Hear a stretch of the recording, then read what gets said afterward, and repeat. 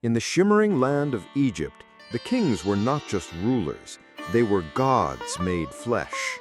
When you imagine a pharaoh, don't picture just a regal man in a golden crown. No, instead, picture a living deity wrapped in the flesh of a man, their very presence radiating divine authority.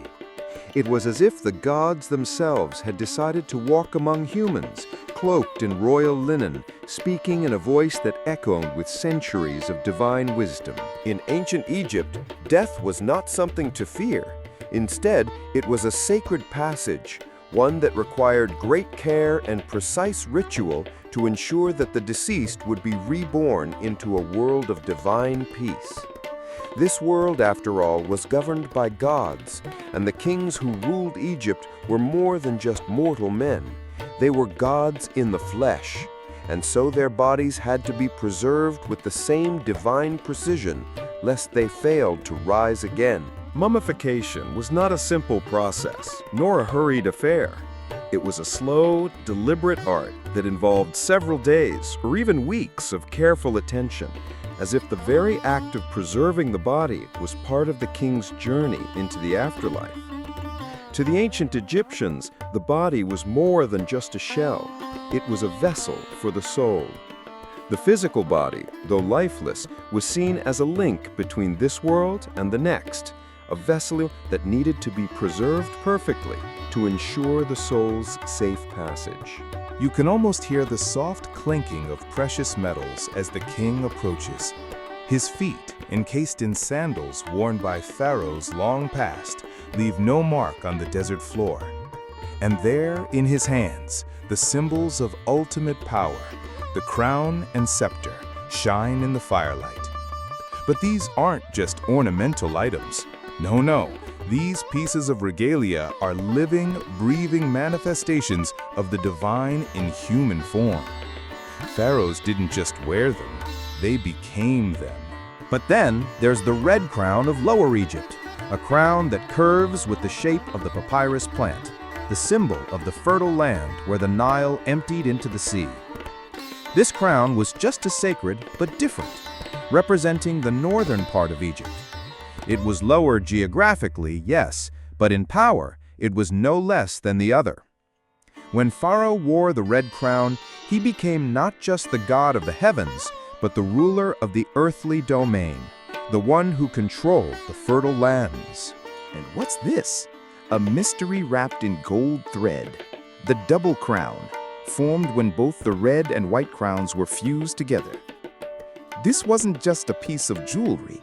This symbolized the unification of both Upper and Lower Egypt, an emblem of Pharaoh's total dominion over all of the land, the upper and the lower, the gods and the people. The crowns themselves were sacred. Pharaoh didn't just wear them, he was transformed by them. They were crafted by skilled artisans, imbued with meaning far beyond anything that could be touched by mere hands. Scholars still argue whether the crown was merely a symbol or divine vessel that connected the ruler directly with the gods themselves. Some say it was only the royal lineage, passed down through generations, that gave Pharaoh his divine power. Others believe that the moment he donned the crown, a godly presence was bestowed upon him, making him sacred in that instant. But as you relax in the soft silence, imagine this. The scepter, the third part of Pharaoh's regalia, was no less significant. The scepter wasn't just a staff to hold. It was a tool of control, an instrument to administer justice, to create order. To wield the scepter was to command the forces of life itself. Whether it was a simple shepherd's crook or a grand staff of gold, when the pharaoh raised it, he raised the cosmos. It was more than power. It was a visible symbol of divine sovereignty, authority given directly from the gods to Pharaoh alone. Let's pause for a moment and think about the significance of the colors. The white crown gleamed with purity and light, symbolizing Upper Egypt's pristine mountains and clean slate, untouched by time. Meanwhile, the red crown, with its fiery papyrus curve, connected Pharaoh to the river, the heartbeat of Egypt itself, which often flooded and receded like the eternal cycle of life. Scholars still debate whether the color's symbolism played a larger role in the spiritual fabric of Egypt than previously thought. Was it just about geography, or was there a deeper, mystical connection to the spiritual realms that we can't fully understand. And while we sit here, comfortably listening, we may not always realize how much of the Pharaoh's regalia mirrors modern symbols of authority. The crown, the scepter, are they really just relics of a time long gone? Perhaps. But when you think of a ruler today, whether it's a president, a monarch, or a spiritual leader, don't they also wear symbols of power, whether tangible or not? It's as if these ancient regalia have found their way into the heart of leadership today, constantly reminding us that power is not just a force in the hands, but something spiritual, something beyond us. As the Pharaoh steps away, his regalia is still shining. We're left with a realization that these ancient symbols held more than a simple ceremonial value. The crown and scepter weren't just possessions, they were portals. Through them, Pharaoh could claim to walk amongst the gods, his mortal feet barely touching the ground. You stand before one of the great obelisk monuments, and as your eyes travel up its smooth, tapering form, you can feel the weight of centuries pressing in around you. The obelisk is more than just a stone column. It's a symbol, a channel to the divine, reaching upward like the fingers of a god. Each obelisk stood as a proclamation of Pharaoh's connection to the gods, a message carved into granite that would endure long after the Pharaoh's mortal body turned to dust. These towering monuments, so elegantly crafted, told the world that the Pharaoh had power not just on earth, but in the heavens themselves. These monuments were not meant for the quick gaze of a passing traveler. No, they were designed for eternity. They were built to endure through the ages, carrying with them the divine blessings of Egypt's kings. As you stand here now, imagine the feeling of looking up at one of these stone giants as the sun sets behind it. The light plays tricks on the smooth stone surface, casting shadows that seem to dance across history itself. These monuments weren't just symbols of power. They were designed to catch the light of the gods themselves, reflecting the divine presence across Egypt. There's something oddly mysterious about the creation of these monuments. It's clear that the Pharaoh was the one who oversaw the grand vision. After all, these monuments were his everlasting legacy, his immortal claim to power. But historians still debate whether pharaohs had the artistic foresight to personally design the obelisks, or if they merely gave their blessing to the work of others. Some scholars suggest that the pharaohs might have been more hands-off, leaving the actual design to a cadre of master artisans and priests who used ancient Egyptian geometry and symbolism to create these towering works of art. After all, we're not talking about simple stone stacks. These obelisks were intricately designed, engraved with hieroglyphs, and covered in sacred inscriptions. Take a moment to reflect on the process. Imagine the labor involved. Hundreds, if not thousands, of workers, all toiling under the sun to shape and raise these giant stones. It's said that each obelisk weighed tons, sometimes as much as 100 tons, and was carved from a single block of granite. But the mystery goes deeper than the sheer physicality of it all. Who decided which god or goddess would be honored by a particular monument? Who decided the exact length, width, and tapering angle of the obelisk? Could there have been secret spiritual considerations hidden within these measurements, known only to the high priests and pharaohs themselves? The debate still lingers among scholars. Some argue that these monuments, these sacred stones, were crafted as part of a grand cosmic plan, meant to channel divine energy from the heavens down to the earth. Perhaps every angle, every curve, was part of a divine order, based on centuries of spiritual knowledge that we can only glimpse at today. Was it the pharaoh's divine guidance, or the careful precision of the ancient architects, that brought these towering wonders to life? Scholars still argue whether the pharaoh's personal taste played a major role in the design, or whether the decisions were made entirely by a guild of sacred architects and priests who operated beyond the reach of ordinary mortals. Now, as you stand here, imagine the view. At the base of the obelisk, there's a calm stillness, almost as if time has stopped. And yet, that stillness is deceiving, because these monuments were alive with meaning. Their inscriptions were not simply words. They were prayers, incantations, and divine blessings meant to ensure the pharaoh's eternal reign in the afterlife. These words, etched into stone, acted as a bridge between the mortal realm and the gods. The pharaoh, in his wisdom, would have known that he was not just building a monument. He was creating a sacred channel that would echo across the ages. But then, perhaps, you start to wonder, what happens when the ancient world's monuments stand in the face of time? Many of Egypt's obelisks have been moved, re-erected, and even brought to foreign lands, like the one in Central Park in New York. It's as if these sacred objects can't help but keep reaching toward the sky, no matter where they end up. But what does this mean for their original design? Was it the pharaoh's intention that these monuments would continue to rise, to stand forever, even when removed from the land of Egypt? Scholars still debate whether moving the obelisks robbed them of their original spiritual power.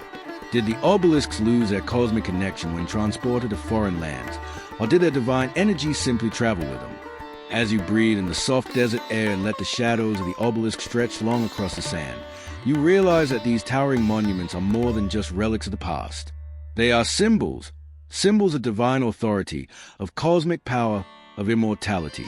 And somewhere in the deep folds of Egypt's history, the architects and pharaohs still whisper their secrets, hidden in plain sight, waiting for someone to listen. The Valley of the Kings, hidden deep in the desert, was not just a burial ground. It was a carefully planned sacred realm designed to ensure that the pharaohs could make the transition to the afterlife as smoothly as possible. Each tomb, meticulously carved into the rock, was like a private sanctuary, a final resting place where the pharaoh could rest, eternally surrounded by the riches of Egypt, the finest of foods, and protection of the gods. Pharaohs weren't just buried with their treasures. They were sealed in elaborate tombs, designed to act as spiritual fortresses. They were meant to protect the king from every threat, even from the passage of time. These tombs were crafted with extraordinary care. The burial chambers were filled with food offerings, precious artifacts, and elaborate paintings, depictions of the pharaoh's journey into the afterlife, guiding him through the dangers of the underworld, toward rebirth and eternal life. The walls were inscribed with sacred texts, prayers, and spells to ensure the king's safety. The tombs were not just for the dead. They were designed to be part of the afterlife itself, creating a physical and spiritual continuity between the pharaoh's reign on earth and his eternal existence in the next world. But let's slow down for a moment and think about the design of these tombs. In the earliest days, tombs were simple pit burials, but over time, the Egyptians became more elaborate. They began to carve elaborate chambers deep into the rock, hidden away from prying eyes. By the time of the New Kingdom, pharaohs were being buried in tombs that stretched far beneath the earth, complete with false passages and doors designed to confuse any would-be robbers. It's almost as if the very tombs themselves were a game of cat and mouse, a battle between the king's desire for eternal rest and the ever-present danger of those who wish to disturb it. Some of the most famous tombs in the Valley of the Kings include those of Tutankhamun and Ramses the Great, each designed to be a perfect reflection of divine protection. But there's something quietly haunting about these tombs as well. They were not immune to the passage of time or to the greed of others. Despite all the planning, despite all the protection, the tombs of Egypt were regularly raided. No matter how cleverly designed the entrances or how well hidden the treasures, grave robbers were always there, lurking in the shadows, searching for wealth and glory. It's a curious paradox. The tombs were designed with such meticulous care to ensure the pharaoh's protection in the afterlife, yet no amount of sacred design could keep the robbers out.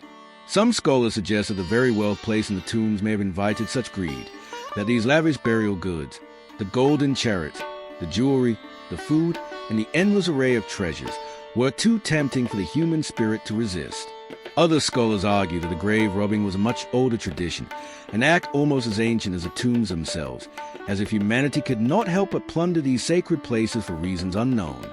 The tombs themselves often had multiple layers of protection. Some pharaohs had secret passageways built into their tombs, designed to deceive and mislead anyone trying to steal their riches. But no matter how well hidden, the tombs were still vulnerable. Even the gods, it seems, couldn't stop the hands of time from plucking away treasures and artifacts. The most famous of these discoveries, of course, is the tomb of Tutankhamun, which was miraculously found mostly intact in 1922 by British archaeologist Howard Carter. The tomb had been sealed for thousands of years, yet it was raided long before Carter's team arrived. The once rich tomb was found with only a handful of objects remaining, many of them damaged or missing. One of the great debates among scholars is whether the ancient Egyptians ever anticipated the possibility of tomb robbing. Was the tomb's design a reflection of the pharaoh's absolute power, or was it a quiet acknowledgement that even in the afterlife, the pharaoh could not escape the realities of human greed? Some argue that the elaborate design of the tombs, complete with false doors and secret rooms, was a pharaoh's final stand against time, a physical manifestation of his will to survive. Others believe the tombs were a far more spiritual creation, built with the understanding that material wealth, no matter how divine, was still vulnerable to the whims of the mortal world. The Valley of the Kings itself seems to hold its breath as you stand there, gazing out over the valley. The tombs are not just tombs. They are time capsules, each one containing a secret, a mystery wrapped in stone and gold. As you walk through the quiet valley, the scent of the desert seems to pull you deeper into the past, as if the tombs are calling, whispering their ancient secrets. Some of the tombs remain untouched, sealed by time, while others have yielded their treasures and secrets long ago. But all of them share one thing in common. They were designed for eternity. In the end, as the night deepens and you drift into a dreamlike state, it's clear that the pharaohs of Egypt sought more than just a resting place. They sought a guarantee of immortality. Their tombs were more than just their final resting places. They were sacred constructs designed to ensure that their names and their power would never be forgotten. But no matter how well designed, no matter how meticulously planned, time moves on, and even the greatest protections can be undone by human hands. It's the kind of tale that seems to have been handed down through generations, passed from one ear to another, like an old song you can never quite forget. When the tombs of the pharaohs were disturbed, it was said that a terrible curse would befall anyone who dared to desecrate the sanctity of these sacred places. The most famous of these curses, of course, is the one attached to the discovery of Tutankhamun's tomb, the curse that was rumored to claim the lives of those involved in its unsealing. It's an eerie thought, isn't it? That by simply breaking through the tomb seal, you might summon some ancient power, some vengeful force that had been waiting for millennia. And yet, as you stand here in the cool desert night, surrounded by the quiet echoes of history, you can't help but wonder, was there really a curse? Or was it simply really bad luck? Some of the first whispers of the curse began after the tomb of Tutankhamun was opened in 1922 by British archaeologist Howard Carter. Shortly after Carter and his team entered the tomb, a string of mysterious deaths seemed to follow. The most famous of these was the death of Lord Carnarvon, the financial backer of the expedition, who died suddenly of an infected mosquito bite shortly after the tomb was opened. And with that death, the stories began to spread about a curse, about ancient magic, about the pharaoh's wrath descending on those who dared to disturb his eternal rest. But the story didn't stop there. Over the next few years, a number of individuals connected to the discovery of the tomb died under mysterious or sudden circumstances. But as the years passed, historians and archaeologists began to question the idea of a curse. Was it really magic, or could it simply be a case of coincidence, fueled by fear and superstition? Some scholars argue that the so-called curse was nothing more than a perfect storm of bad luck, an outbreak of pneumonia, the fragility of the explorer's health, or perhaps even the sheer psychological strain of venturing into a tomb so long untouched by human hands. The very idea of a curse, some believe, could have been a reaction to the trauma of being so close to death, of encountering something as ancient and unfathomable as the tomb of a pharaoh. After all, when you're in a place as filled with history as this, you begin to wonder if those ancient whispers still echo in the walls. There's something strange about the way the human mind works in these moments. We're creatures of stories, of narratives, and when something unexplained happens, we tend to fill in the gaps with what we know. So, perhaps the curse wasn't the result of ancient magic, but of the way our minds work in the face of fear. Was the curse simply a story, a cautionary tale wrapped in the rags of superstition? Some scholars still argue about it. Was it a true curse, a remnant of ancient Egyptian beliefs, or just a myth born out of coincidence and imagination? But let's pause and think for a moment. What was it that the Egyptians themselves believed about curses? The Egyptians had a long and rich tradition of magical texts and spells, designed to protect tombs and the souls of the departed. These were not curses meant to cause harm, at least not to the innocent, but rather they were protective spells meant to shield the dead from mischief or disturbance. The most famous of these spells can be found in the Book of the Dead, a collection of magical incantations designed to guide the pharaoh through the dangers of the afterlife and to protect his tomb from theft or harm.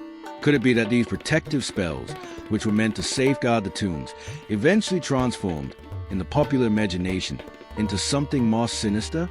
Some archaeologists, in fact, point out that there's little evidence of curses or malevolent magic in the tombs themselves. Instead, what we find are inscriptions of protection, spells to guard against thieves and to ensure that the pharaoh's soul could reach the afterlife in peace. It's an interesting thought. Perhaps the Egyptians weren't concerned with cursing those who enter their tombs, but with protecting the sacred space from anything or anyone that could disrupt the pharaoh's journey to the other side. And yet, the more you think about it, the more you begin to sense that maybe the curse is less about ancient magic and more about the strange power of the unknown. The mystique of the pharaohs, their hidden tombs, and the vast treasures buried with them is simply too much for the human mind to comprehend. When we encounter something we can't fully understand, we invent stories. We weave myths. And what better story than the one of an ancient curse, a divine vengeance that strikes those who dare to disturb the resting place of the kings. As you stand in the desert night, the whispers of ancient Egypt seem to surround you, soft, gentle, yet full of weight. Maybe it wasn't magic. Maybe it wasn't a curse. Maybe it was just the allure of the unknown, the mystery of a long-dead civilization, waiting for someone to reach in and unearth its secrets. The curse, then, may not be one of malevolent spirits, but of a very human desire to know the past.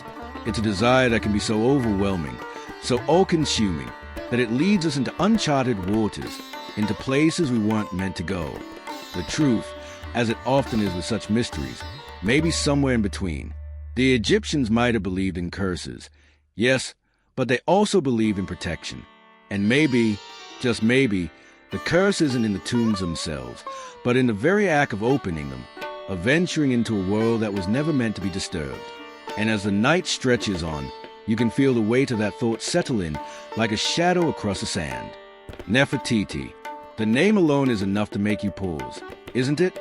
The queen with the exquisite face, the one captured forever in the famous bust that sits in Berlin, gazing serenely out at the world. For centuries, Nefertiti has been an enigma. She ruled alongside her husband, Akhenaten, in the 14th century BC during one of Egypt's most controversial and radical periods. Together, they embraced the worship of the sun god, Aten, and radically reshaped Egypt's religious landscape. And yet, for all her prominence during her lifetime, Nefertiti's tomb has never been found. Her disappearance from history is as puzzling as her stunning legacy. The last time Nefertiti was definitively seen in the historical record, she was a co-regent of Akhenaten, alongside him in his capital of Amarna. But after a certain point, she vanishes from the historical record entirely, leaving behind only whispers of what might have happened to her. Some scholars speculate that she might have ruled Egypt as pharaoh in her own right after Akhenaten's death, taking the name Smenkhkare, but the evidence for this is scant. Still, it would explain why she disappeared so abruptly from the records. Perhaps the royal scribe simply decided to erase her name from history, or perhaps, after her husband's death, she went into hiding. But what happened to her after that remains anyone's guess. There are no clear records of her death, no monuments dedicated to her, no inscriptions marking her final resting place. It's almost as if she simply vanished, like a mirage in the desert, a fleeting shadow lost to time. This mystery is where the question of her tomb enters the stage. Where could it be? Could it lie hidden within the walls of Amarna, buried deep beneath the sands? Or perhaps somewhere else entirely, lost to the winds of time? One of the most tantalizing theories is that Nefertiti's tomb lies nearby King Tutankhamun's, in the tomb of the famous boy king. In recent years, there have been whispers in the archaeological community that Nefertiti's tomb might be hidden behind a secret wall within Tutankhamun's tomb, a theory popularized by famed archaeologist Zahi Hawass. He suggests that the tomb's walls might conceal another, undiscovered chamber, one that holds a long-lost queen's remains. It's a theory that ignites the imagination, isn't it? The idea that Nefertiti, her face forever immortalized in stone, could be lying just a few feet away, in a tomb we've already discovered. In fact, some believe the mystery of Nefertiti's tomb might not just be about the final resting place of Queen, but about a secret hidden by the very forces of history itself. Could it be that the tomb has been hidden deliberately, sealed away to protect it from grave robbers or even from time itself? What's even more intriguing is that her image still haunts the temples of Egypt. As you think about it, there's something eerie about that, isn't there? The fact that Nefertiti's face is etched into the very stone of Egypt's temples, staring back at us across the centuries. It's as though she's not entirely gone, not completely lost. Her bust, discovered by German archaeologist Ludwig Borchardt in 1912, remains one of the most iconic representations of ancient Egypt, still standing as a testament to her beauty and power. But the eyes that once looked upon her are still searching for something. Perhaps a clue, perhaps an answer. There's a gentle mystery in the way the world has tried to keep Nefertiti's legacy alive. It's almost as if her disappearance is part of her myth, her identity. The fact that her tomb remains hidden after all these years only adds to her mystique. Scholars still argue over whether she was buried at Amarna or in the royal necropolis of Thebes, or perhaps somewhere entirely different. Yet, despite all the theories, her tomb remains one of Egypt's greatest unanswered questions. And here's the thing. Despite all our modern tools and knowledge, despite the ability to scan tombs with ground-penetrating radar, despite our ability to peer beneath the layers of time with advanced technology, Nefertiti's tomb remains a mystery. It's almost as though it was meant to be this way, a riddle for the ages. Some still say, as they did in ancient Egypt, that her tomb is hidden away as a testament to her power, sealed away from the world. But maybe, just maybe, it's not the tomb that haunts us, but the queen herself, the quiet, distant figure with a beautiful face, whose life and reign remain shrouded in the sands of time. And as you sit with that thought, perhaps you can almost feel her presence, drifting like a soft breeze, just out of reach. It's easy to picture pharaohs in grand ceremonial processions, draped in gold, their subjects bowing low. But beyond the elaborate rituals, behind the wealth and divine status, there's a surprising softness to these kings and queens, especially when it came to their pets. Cats, dogs, even exotic birds were more than mere dormants in the lives of the pharaohs. They were companions, and in some cases, sacred confidants. Let's begin with the most famous of ancient Egyptian pets, the cat. Now, we know that cats were revered in ancient Egypt. They were seen as divine creatures, associated with the goddess Bastet, the cat-headed deity of home, fertility, and protection. To have a cat in your household wasn't just a luxury. It was a way of inviting divine protection into your home. Pharaohs, being closer to the gods than anyone else, kept cats not only for their companionship, but for the spiritual favor they were believed to bring. Cats were valued not only for their grace and mysterious beauty, but also for their ability to keep rodents at bay, something that would have been particularly valuable in the heat of Egypt's golden palaces and temples. But it wasn't just the pharaohs who adored cats. Archaeologists have uncovered tombs that contain the remains of cats carefully mummified, a sign of the deep affection that Egyptians had for their feline companions. The pharaohs themselves, as you might imagine, would have had some of the most regal cats in the kingdom. They were likely fed the finest foods, perhaps even adorned with small jewels, their presence woven into the quiet luxuries of royal life. Then there were the dogs, who were also beloved by pharaohs.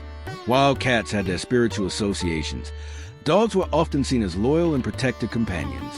Hunting dogs, sleek, elegant animals, were especially prized.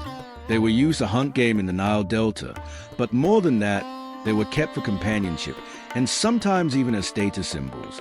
Pharaoh Amenhotep II, known for his bold and adventurous spirit, was depicted in various monuments with his dogs, underscoring the close bond between royalty and these animals. And imagine, just for a moment, the pharaoh, with his leash-hunting dogs, walking the corridors of his palace, an image both regal and quiet in its simplicity. But let's not forget about the more unusual pets that might have been found in the royal court. Exotic birds, such as parrots and ibis, were kept by the pharaohs as well. The ibis, in particular, was sacred to the god Thoth, the god of wisdom, and often appeared in royal iconography.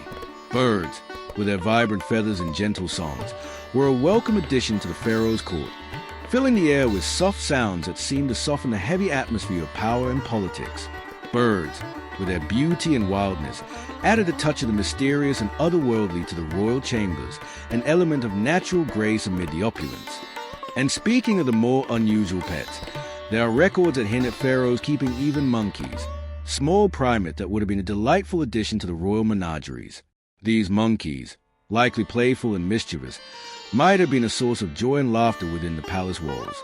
King Tutankhamun, for instance, is believed to have had a pet monkey, adding a playful touch to the grave seriousness of his reign. Perhaps there's something fitting about the idea of a young king, surrounded by grand statues and lavish treasures, having a small, curious monkey by his side, reminding us that even the grandest pharaohs enjoyed moments of lightness and joy. But what was it about these animals that made them such cherished companions for the pharaohs? Perhaps it was their symbolism, each animal carrying with it a deep cultural and spiritual meaning, reminding the pharaoh of his divine connection to the gods. Perhaps it was a piece they brought into the life of a ruler, providing a quiet reprieve from the weight of governing a kingdom. After all, a pharaoh wasn't just a ruler. He was a god on earth, burdened with the heavy responsibility of leading his people and ensuring the favor of the gods. What better way to find solace than in the quiet companionship of an animal that asks for nothing more than food, affection, and care? But let's pause here for a moment to reflect on something. In our modern world, we often look at pets as simple companions, part of the family in a way that feels natural and familiar. But for the pharaohs, these animals were often woven into a larger spiritual tapestry, each pet serving as a symbol, a living connection to the divine forces that govern the cosmos. The cats, the dogs, the birds, they weren't just animals. They were part of the divine order. It's curious, isn't it? In our fast-paced, technology-driven world, we sometimes forget that the pharaohs, for all their power and grandeur, found comfort in the simplest of joys: a warm, purring cat in the lap, a dog by their side, a bird singing softly in the background. Perhaps it's this very simplicity, this quiet bond between royalty and their pets, that gives us a glimpse into the softer side of ancient Egypt, one that isn't recorded in battle plans or royal decrees, but in the gentler moments of life. And as the night deepens, you can almost hear the soft meow of a cat or the rustle of a bird's feathers in the royal chambers. It's as though these pets, with their simple, quiet companionship, were there to remind the pharaohs that, in the end, the greatest comfort sometimes comes not from power or wealth, but from the companionship of those who offer their presence without question or expectation. Imagine this. It's early morning in ancient Egypt. The air is still cool before the sun climbs too high in the sky. The pharaoh, surrounded by his servants and courtiers, begins his day. The first light of dawn breaks over the horizon, and with it, the daily rituals that define a king's life. The pharaoh, no matter how grand his status, still adheres to a series of routines, many of which are just as sacred as the grand ceremonies that follow. Let's step into the pharaoh's morning. At the break of dawn, he is likely awakened by the soft sounds of flutes or harps played by musicians at his bedside, welcoming him into the new day with a soft melody. His servants, dressed in simple linen, prepare him for the day ahead. The pharaoh's bath is a special event. As ruler of the two lands, he is anointed with fragrant oils, ensuring his skin is soft and his scent divine. This process isn't just about cleanliness. It's about purification, a way of preparing himself to stand before the gods. His body is sacred as the land he rules. Once he is bathed and dressed in fine linen, sometimes embroidered with gold thread or adorned with gemstones, he might don his crown, either the white crown of Upper Egypt or the red crown of Lower Egypt, depending on the occasion. This isn't a decision made lightly. The crown is his connection to the divine, a physical representation of his authority as a god on earth. He might also wear ceremonial shendit, the traditional loincloth, tied with a sash of bright color. There is an elegance even in the simplest details of his appearance. As the pharaoh prepares for the day, the palace comes alive with activity. His officials, scribes, tax collectors, and advisors begin to fill the cool stone chambers, bringing news of the kingdom. There's a peaceful hum to the palace as servants move about, arranging the spaces for the day's tasks. The air is thick with the scent of freshly baked bread, spices, and the occasional bouquet of flowers carefully arranged in vases. The first meal of the day might be a light affair, perhaps consisting of fruits, bread, and honey. Fish from the Nile, fresh and succulent, might be served, as well as a cup of wine or beer. While the pharaoh is the ruler of Egypt, he still shares his meals with his inner circle. These meals are not only about nourishment, they are also about affirming relationships. The pharaoh's officials and family would join him, exchanging gossip and business in hushed tones while servants stand by, waiting for any command. After breakfast, the pharaoh's official duties begin. He retreats to his royal chambers where he meets with his counselors in a cool, quiet room. The chambers are filled with the scent of incense, and the air is filled with the soft murmur of voices as his advisors speak of the affairs of the kingdom. This is a moment of calm amidst the weight of rule, as decisions are made in whispered tones, sometimes over scrolls and papyri. The pharaoh's role in these meetings is to listen, to deliberate, and ultimately to decide. His word is final, his decision divinely inspired, and though his courtiers might speak in quiet voices, There is no room for doubt. The Pharaoh's judgment is law. At this time, it's not uncommon for the Pharaoh to receive visitors, sometimes from foreign dignitaries, seeking favors or treaties. He might sit with them in a grand hall, listening to their requests, the soft rustle of papyrus filling the air as agreements are written down. These moments are not hurried. The Pharaoh, secure in his power, understands the importance of patience. And yet, even in this, there's a gentleness, a rhythm that carries throughout the day. There's no rush. The world is, in a way, waiting for the Pharaoh's word to set things into motion. By midday, the Pharaoh's court may break for lunch, another ceremonial gathering, this time likely more relaxed. There's a sense of indulgence here, a revelry in the abundance that Egypt's land has to offer. The feasts are elaborate, featuring roasted meats, fruits, breads, and the occasional wild game, all served in silver and gold vessels that reflect the sunlight. The Pharaoh's meals are more than just sustenance. They are a celebration of his divine rule, a reminder that everything within his kingdom, from the fields of grain to the creatures of the Nile, is his to command. In the afternoon, the Pharaoh might take a moment to stroll through his gardens, the soft fragrance of jasmine and myrrh filling the air. He might visit the temple to pay homage to the gods or engage in ritualistic practices that ensure the gods continue to favor Egypt's prosperity. These visits are quiet, solemn, and filled with a kind of peace that only the divine can provide. And then, as the day begins to close, the Pharaoh's duties may turn inward once again, a time for reflection in the cool stone rooms, where the fading light of day casts long shadows. Evening might bring another grand feast, the palace filling with laughter and music, a moment of joy before the next day's responsibilities. What strikes you most as you walk alongside the Pharaoh's daily life is the balance of his existence. On one hand, he is the mighty ruler, divine and infallible. On the other, he is a man, moving through a quiet rhythm of daily rituals and routines, filled with moments of stillness and rest. As you slip further into the night, perhaps you can imagine that steady, calm rhythm of the Pharaoh's life, the cool stones of the palace, the soft rustle of papyrus, the quiet ceremonies, and the ever-present presence of the divine in each simple gesture. It wasn't a life of endless excitement. Rather, it was a life of quiet grandeur, unfolding in the same way each day, a reflection of the great order of the universe. The air is quiet now, almost still, as if time itself has paused. Somewhere in the soft glow of flickering candlelight, you might hear the faintest rustle of ancient scrolls or the distant echo of a hymn, like whispers from another world. The afterlife, for the Pharaohs, wasn't just an abstract idea. It was their destiny, woven into the very fabric of their lives, shaping their every decision, every breath. As you drift through the night, think of the Pharaohs, who, in the quiet chambers of their grand palaces, didn't simply live for the present. They lived for eternity.